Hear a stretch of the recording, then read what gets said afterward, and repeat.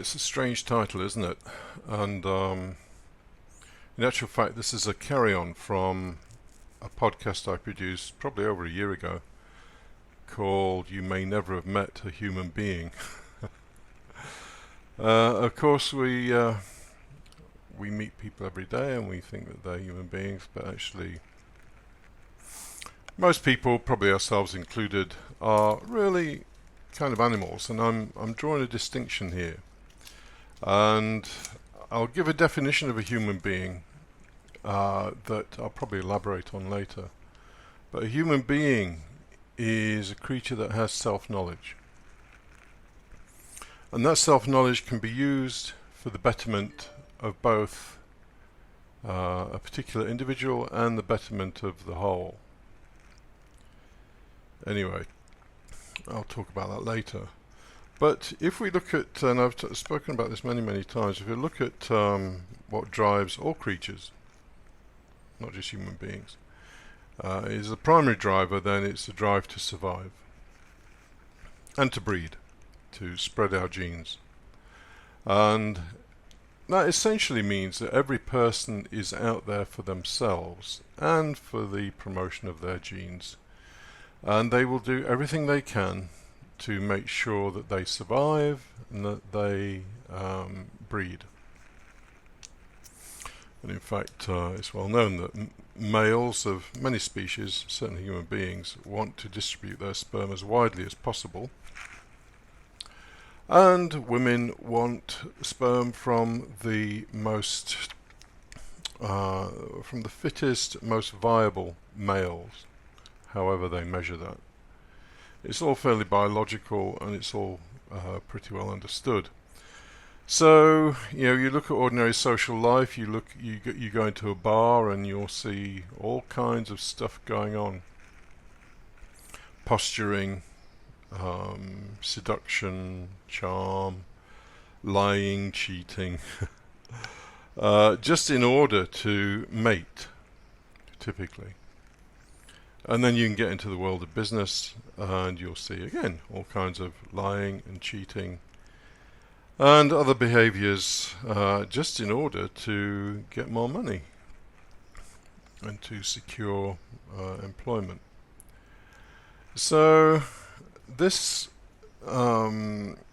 desire to survive, it can basically sort of be, well, not guaranteed, but can be reinforced through two mechanisms. One is you become stronger than everybody else. So in a bar, if you're a 250-pound weightlifter, then probably nobody's going to pick on you. You might not be a prime choice for a woman, but then again you might. Or you can be cunning. And human beings have typically developed cunning because, compared with the apes, for example, I think chimpanzees, for example, are about 6 times stronger than a man. Our musculature and our physical body actually isn't all that strong. So we've had to develop cunning and inventiveness and intelligence. So, the 3 main behaviors that you see in all animals, including human beings, is lying, cheating, and bullying. And you can take it that if you go into the world of business or even in personal relationships, that to a large extent this is what will be going on. Each person trying to guarantee their survival in the most efficacious manner. This is not the behavior of a human being. The reason it's not the behavior of a human being is because it's suboptimal. It's suboptimal because in a group sense it creates a lot of suffering and pain and is inefficient. If you've worked in a corporate environment, you will know that these businesses continue to exist despite the management and the employers, the employees. Because all the time there's all kinds of political infighting going on and the businesses suffer. So it's very suboptimal kind of behavior when you have a group of people trying to achieve something and there's all kinds of politics going on. And in fact, yesterday my wife went to a local dinner for the local dog rescue centre. And these dog rescue centres are popping up all over the place because people fall out. And so we now have more capacity than there are stray dogs that need to be taken in and rehomed. So it's suboptimal. Let me talk about bullying for a moment, because Schopenhauer had a very, very neat definition of morality. He said the immoral is when one creature imposes its will on another creature to the detriment of the other. Yeah, on that basis, nature is immoral, according to Schopenhauer. So a lion bringing down a gazelle, one ant nest attacking another ant nest, an eagle swooping down on a blackbird, which is actually something I saw yesterday, and carrying it off, is all immoral because it's one creature imposing its will on another. And of course, human beings do it all the time. Employment is basically a form of bullying very often. So this is the world that we live in, a world of animal behavior. This is human beings as animals, all striving to exist as a group, behaving suboptimally in quite outrageous ways at times, and causing a lot of suffering and a lot of wasted effort, effectively, in human endeavour. So let me go back to this thing of a human being has self-knowledge. Well, how many people listening to this would admit that they are envious, angry, self-seeking creatures? Not many. And yet this is the default state for human beings. When people talk about self-improvement, they try and plaster something on top of that. So they don't have the honesty to look at what is really going on within them, in terms of their envy, in terms of their hatred and their anger, and all the other niceties of human behavior.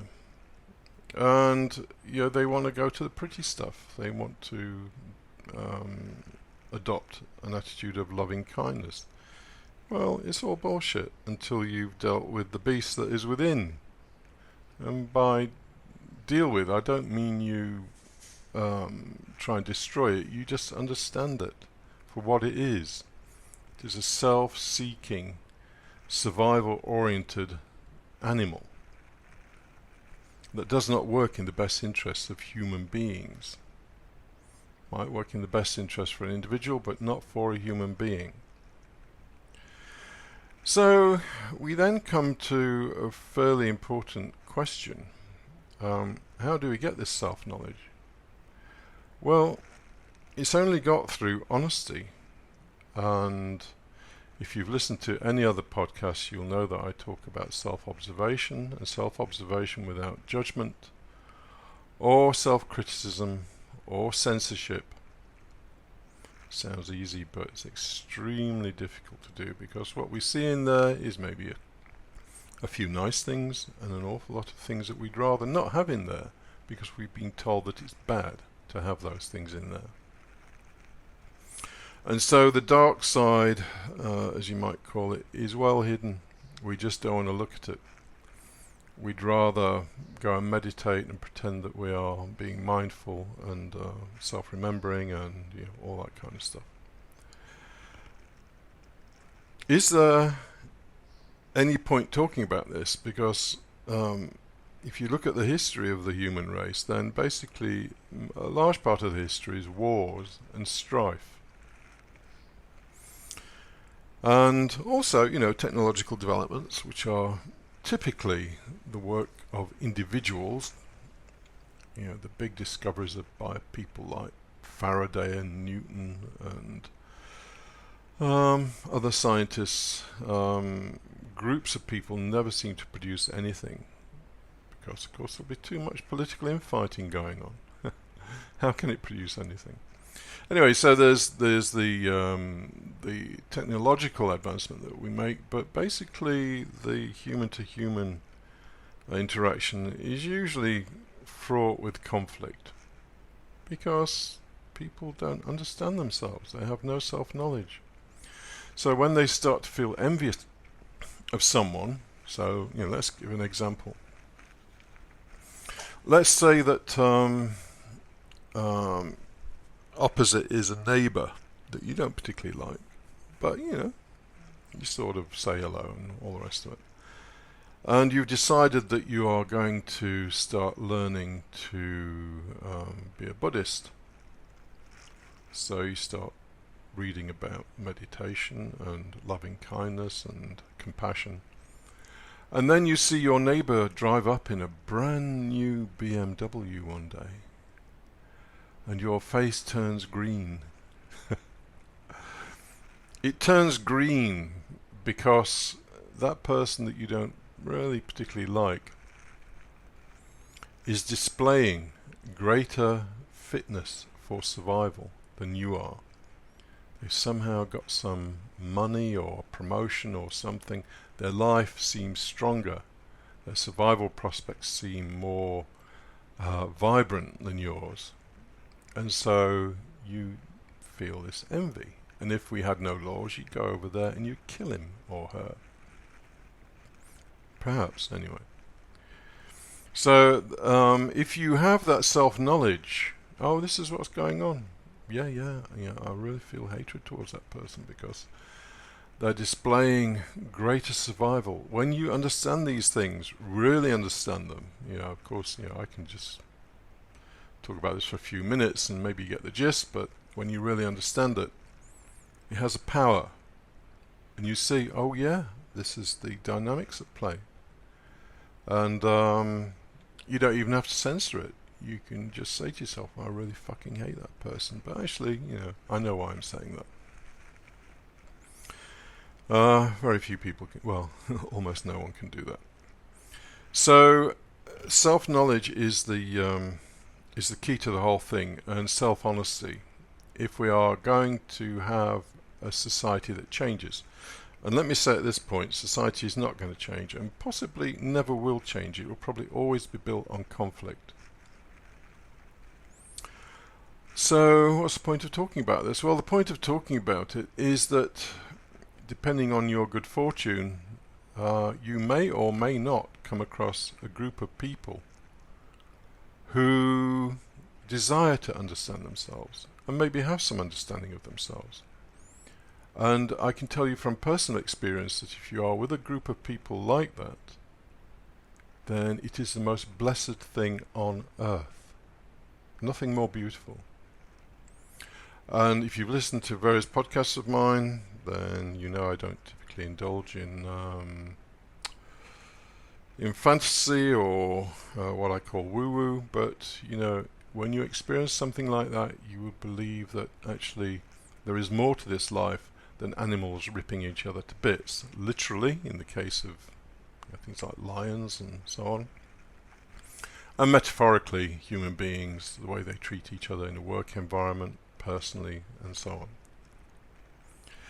So, I had an experience once. It was actually just one of the guys that I knew who was involved in the Gurdjieff group was having a barbecue. I went around there and a load of other people that I knew. It was beautiful. Normally, I cannot escape from social meetings fast enough. This one, I truly felt so sad when I had to leave. There's something about it. People both understanding their own reactions and the reactions of other people. Something truly magical about it. And if we want a society that is going to be peaceful and productive, as society could be, then human beings just have to get honest. They have to understand that they are self-seeking animals ready to rip the face off anything that offends them. And they have to understand why that's the case. Because nature has equipped them like that. Nature wants them to survive and breed. but these things don't work in our best interests as a group. Anyway, I've said enough about that. Self-knowledge is the key to the whole thing. It was Socrates who said, "Know thyself." He didn't say it for fun or just something to say. It's the key to personal happiness and the happiness of groups. Although, don't hold your breath for the mass of people to come to any realization like that.